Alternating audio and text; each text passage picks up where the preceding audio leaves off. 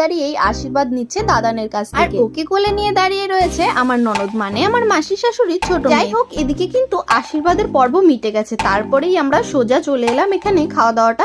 সত্যি বলতে আমাদের কিন্তু ভীষণ খিদে লেগে গেছে, কেননা ওই যে বাড়ি থেকে বেরিয়েছিলাম প্রায় 10:45টার দিকে, আর এখন বাজে 4:45। তোমরাই বলো খিদে পাবে নাই বা? তাই কিন্তু বেশি লেট না করে সোজা চলে এলাম খাওয়া দাওয়াটা সারার জন্য। আর এদিকে দেখো, যেই না খেতে এসেছি শ্রুতি এসে দুষ্টুমি শুরু করে দিয়েছে। এটা খাবো ওটা খাবো করছে ঠিকই, কিন্তু কিছুই খাচ্ছে না মেয়েটা। খাবারের মেনুতে কিন্তু অনেক কিছু ছিল। সত্যি বলতে মেয়ের জন্য কোনো কিছু ঠিকঠাক ভাবে খেতেই পারলাম না। কোনো মতে খাওয়া দাওয়াটা কমপ্লিট করেছি, আর এখন কিন্তু টেবিলে দিয়ে দিয়েছে আইসক্রিম। যাই হোক, খাওয়া দাওয়া সেরে কিন্তু এবারে সোজা চলে এলাম রুমে। আর এসে কিন্তু এবারে পুরোপুরি ফ্রেশ হয়ে আমার পাশাপাশি তোমাদের দাদা ভাইও কিন্তু এখন ফ্রেশ হয়ে, কেননা আমি আসার পরে যাওয়া একটু চোখে মুখে জল দিয়েছিলাম, তোমাদের দাদা ভাই কিন্তু তাও দেয়। তাই তোমাদের দাদা ভাই কিন্তু এখন ফ্রেশ হচ্ছে সারাদিন পরে। আর এদিকে শ্রুতির কাণ্ড দেখো, কি জানি কি বলেছি, মুখটা ওরকম করে উঠলো আমার উপর। এদিকে